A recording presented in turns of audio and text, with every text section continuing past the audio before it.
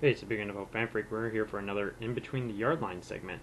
This time we're going to recap what happened in preseason week 3 and what's going to happen in the final preseason week in preseason week 4, just before the regular season. Kind of, news that happened in preseason week 3, one of them being the rookies. As I always discuss what the rookies did in each week. Andrew Luck and RG3 faced off in a game, Colts and Redskins at Luck's home and the Redskins. The Redskins actually won that game. If you just compare Luck to RG3, Luck ended up with better numbers than RG3 did in getting a touchdown drive. Both quarterbacks did very well either way.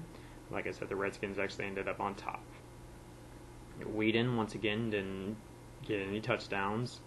He remains touchdownless, one of the only rookie quarterbacks to not have a touchdown yet. So we'll see if he can get one in week 4 before the start of the season, or if they'll even play him. Who knows? So they're hoping Whedon will be ready for regular season week 1. Tannehill also didn't have a touchdown in preseason week 3, but he did have several yards and did get down the field here and there, but he said didn't get that touchdown score in his drives.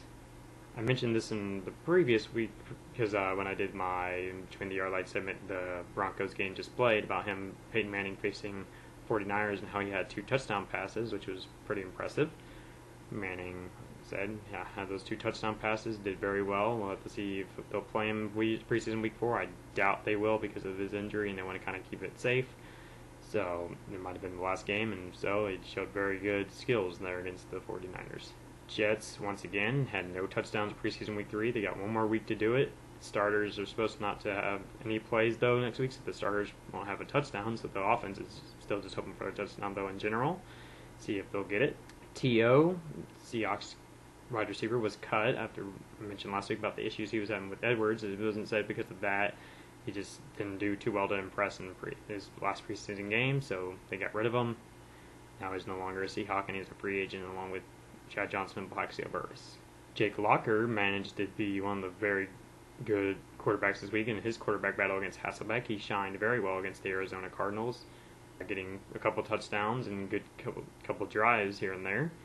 As for Kolb and Skelton, though, neither one seemed to really impress. Kolb did have a touchdown drive, but had an interception. Skelton had an interception, but didn't really do too much with the ball. So both had their struggles here and there, so they're not supposed to play in the next preseason game, so we have no idea who's going to be the starter yet for that first week, and so we'll have to see how the whole practice goes. What to look forward to in preseason week 4?